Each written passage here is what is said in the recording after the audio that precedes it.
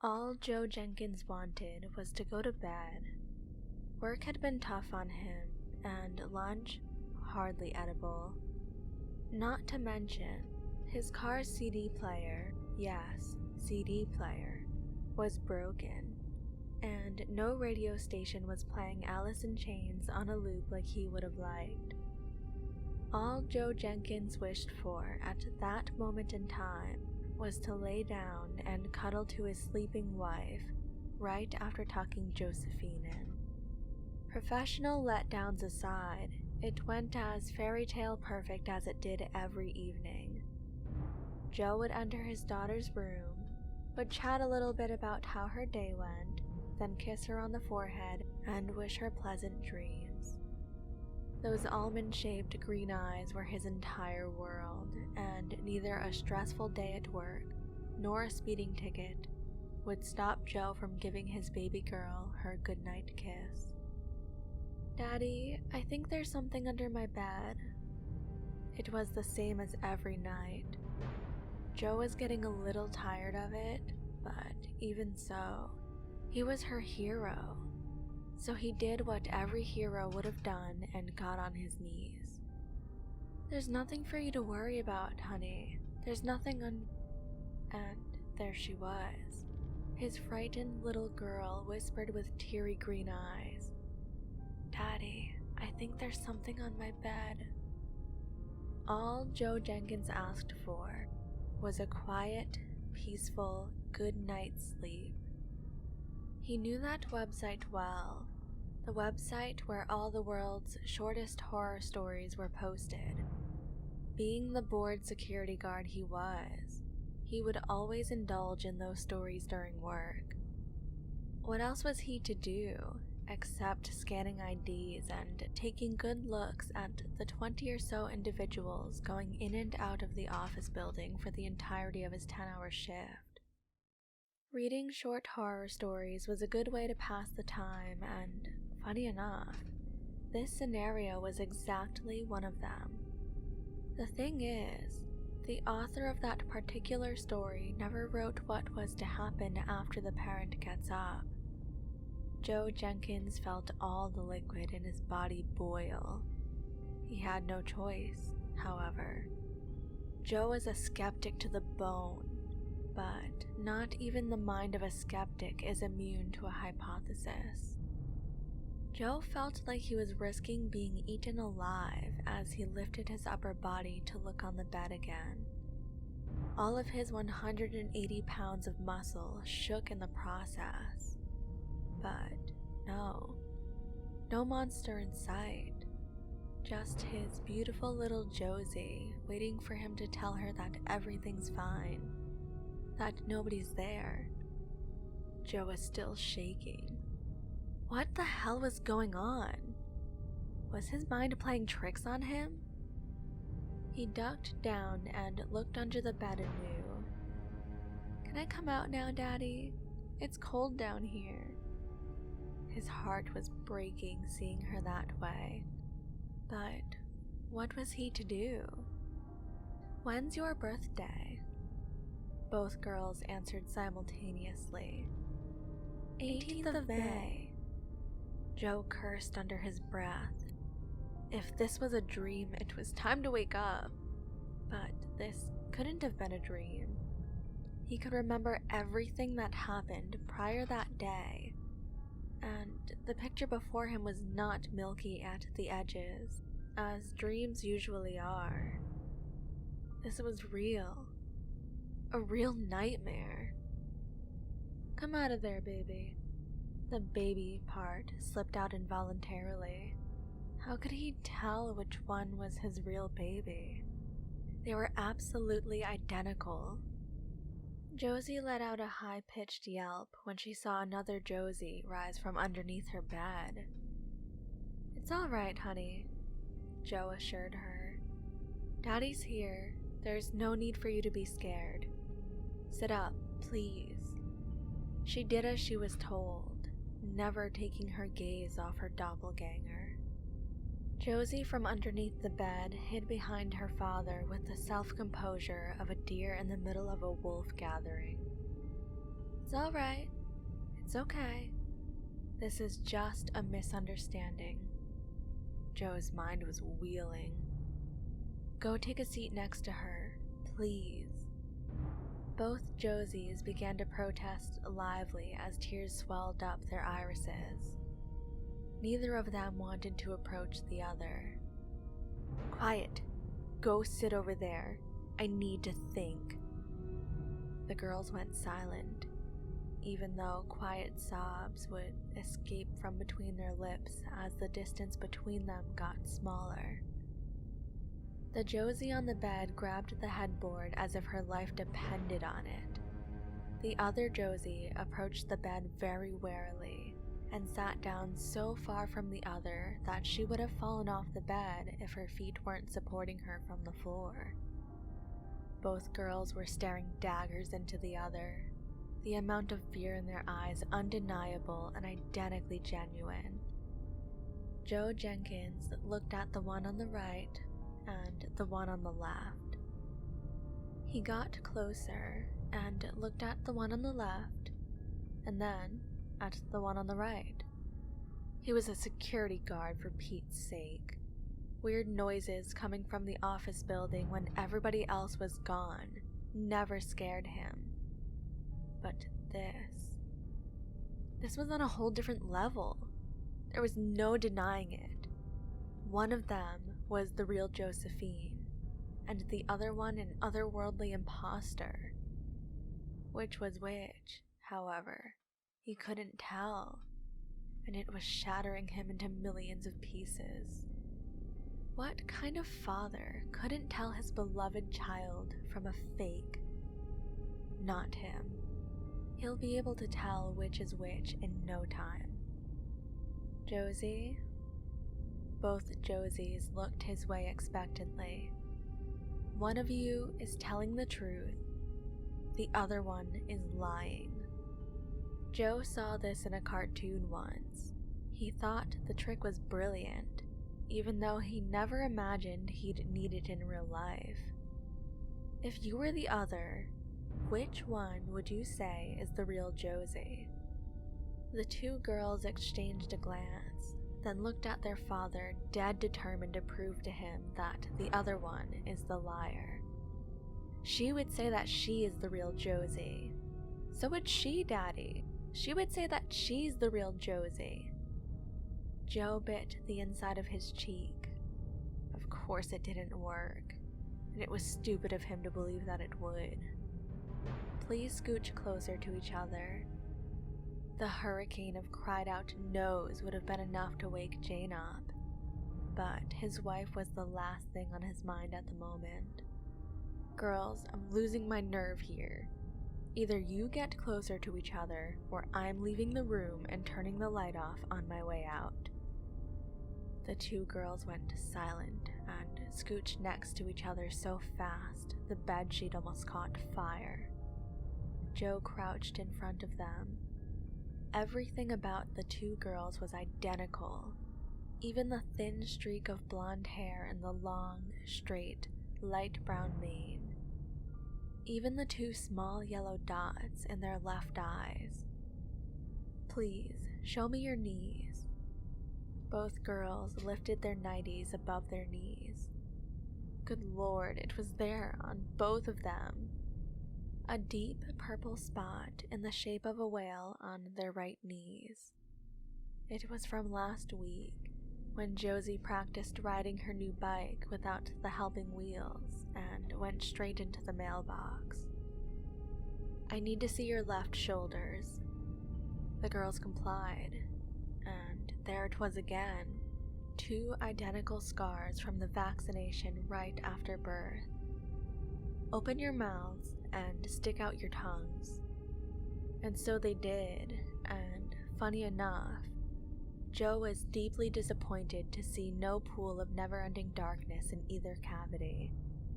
The insides of their mouths were perfectly identical. Tongue, throat, straight milk-white teeth. Jesus, even their left canines were slightly bent in the same direction. He grabbed his daughter on the left and glued his ear to her chest. a scared little heart beating rapidly.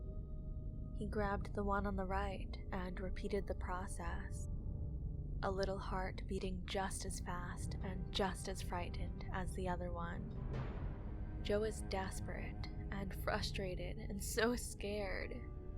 He debated with himself if he should ask Jane if she hid the existence of Josie's twin from him or something.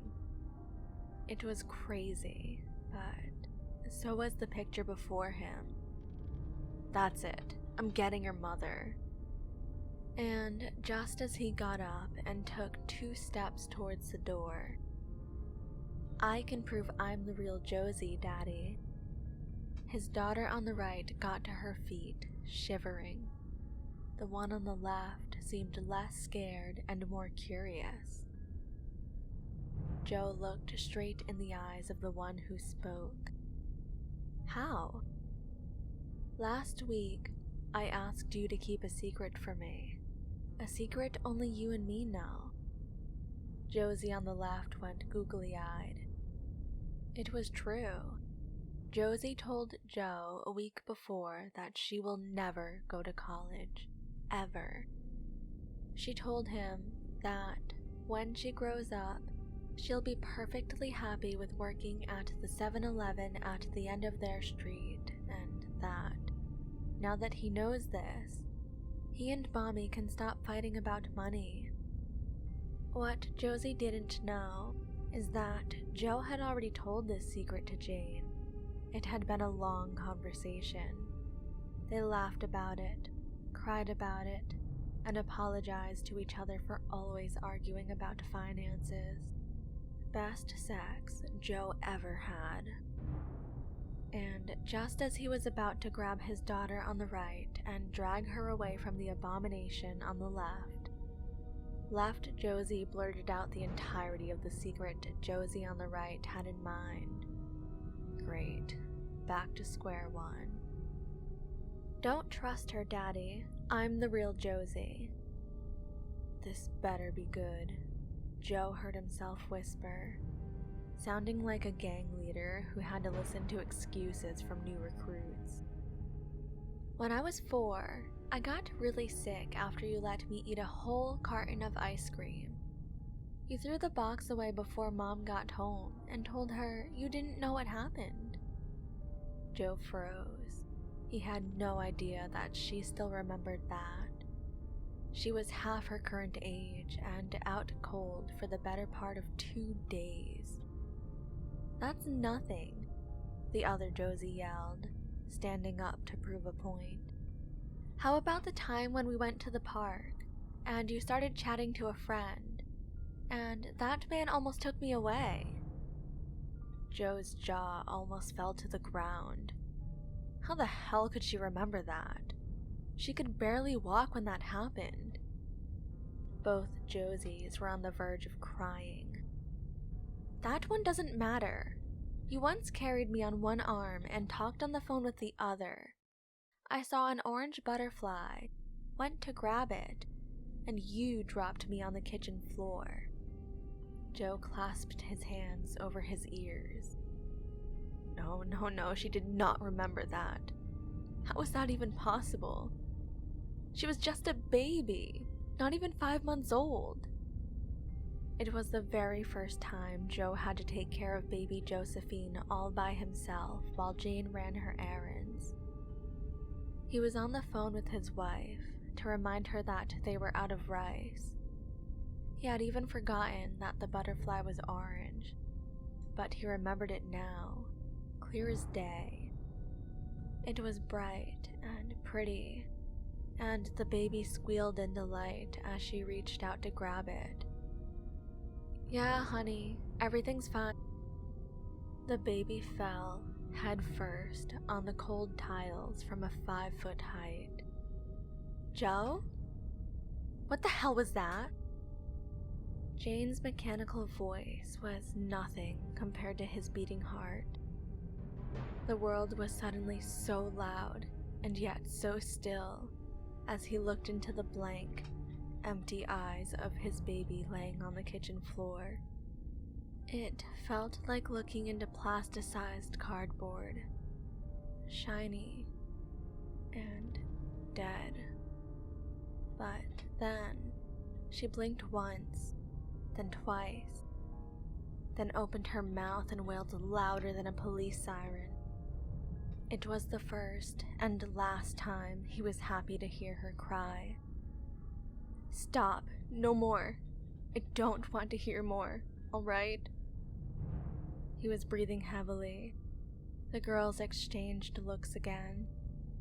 They weren't afraid of each other anymore. It was worse. They were angry with each other. The look on their faces said murder, and it terrified Joe to no end. "It's okay, loves. I believe you. You don't have to fight.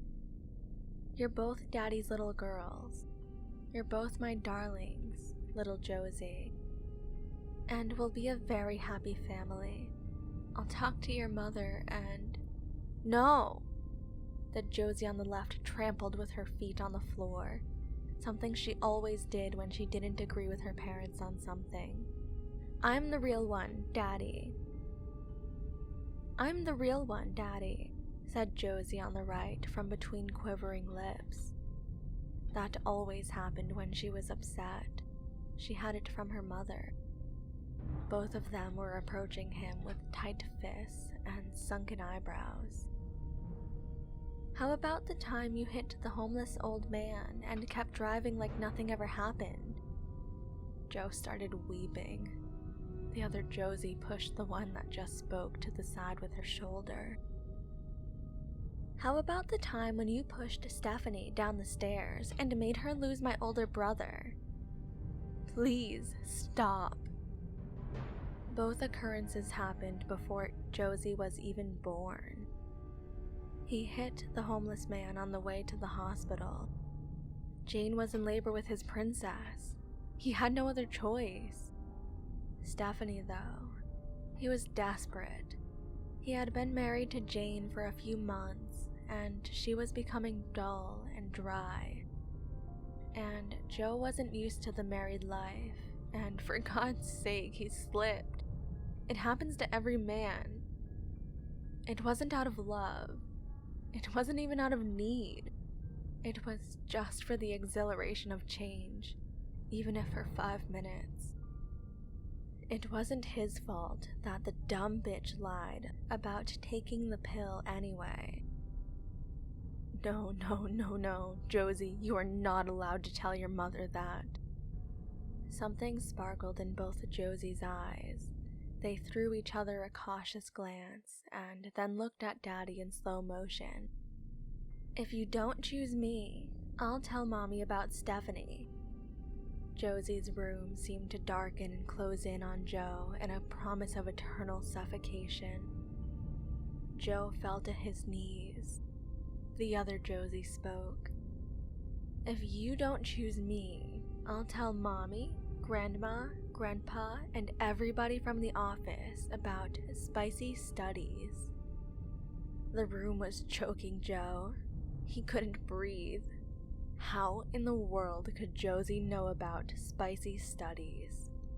That was supposed to be an even better sealed secret than him killing his unborn child and crippling his former mistress for life. Back in college, Joe's brilliant idea for easy money had been a porn site. As its name suggested, the protagonists had all been kids in his year or younger, who, both with and without consent, needed spiked drinks before participating. Jane thought Joe finished college with flying colors, but Joe got expelled after just 3 semesters for ruining 43 young and promising lives. That number not including the members of the actors' families. Joe's head was in his hands. He was struggling to breathe. He wanted to turn deaf then and there, to stop hearing all the dreadful truths his double little girl spilled out on him, like destructive fires of reckoning. He wanted her to stop. Involuntary images of him choosing one of them and choking the other to death popped into his head, and he knew that if he wanted to go through with it, he would have to hurry. His little Josephines had already opened Pandora's box. Hell, they did more than that. They were swimming in it and throwing its contents all over the place. But Joe's Pandora's box had a false base. And if Joe wanted to proceed with the murderous plot, he would need to hustle before one of them found it, and... If you don't choose me, I'll tell everybody that it wasn't a sudden, unexpected infant death when baby auntie died. They discovered the fake bottom. It was over. Joe's biggest, darkest secret was not only one he kept from the world, but one he kept from himself. He looked up at the girls, his face wet with salty eye water, feeling infinitely inferior to the two all-knowing 8-year-olds. Joe wasn't a 39-year-old anymore. He was a 7-year-old boy, watching the slow rise and fall of his sleeping baby sister's chest, wondering what would happen if he'd just put his teddy bear on her face for a couple of seconds. His mother called for him, and the seconds turned to minutes. He didn't check the rise and fall of her chest again when he went back for the teddy. So, when the doctor diagnosed her passing as a case of sudden unexpected infant death, who was he to argue? Little Joe. Pathetic little Joe. Sorry little murderous Joe looked up at the two girls and was back to his guilty, bloody-handed 7-year-old self again. Is that you? Not one, but both Josies answered him by smiling and holding hands. Joe is less than human then. Girls, he wept. Julie, Josie, I don't understand what you want from me. Their voices were even and unrelenting. Choose. The hope of his future and the dread of his past were mirroring each other before him. He had to make a decision. But how could he? Ignorance only postpones doom, and regret is not enough to be forgiven. He couldn't choose. So, Joe did the only thing he could do. He got up, turned around, and entered his nuptial bedroom. Jane was sleeping soundly, oblivious to the worlds colliding in her daughter's bedroom. Joe didn't even shoot her a final glance. He went straight for his ties drawer and picked one. It wasn't his favorite, but it didn't matter. The girls looked his way and followed him with their eyes as he entered the bathroom, always holding hands, never letting go of each other. Joe tied the tie neatly around his neck and knotted the other end around his toothbrush. He didn't know if it would hold, but he was dying to try. Literally. Joe grabbed Josie's plastic ladder for brushing teeth, placed it next to the open door, closed the door, and yanked the ladder from underneath his feet. The toothbrush held. Ironically enough, it held just long enough for Joe to let out his dying breath. It snapped not even 10 seconds afterwards, and Joe's lifeless body fell to the bathroom tiles. The girls knew he was gone even before the toothbrush gave in. Still holding hands, they turned to Josie's bedroom and hid under the bed, where they both belonged. Neither of them was the real Josie.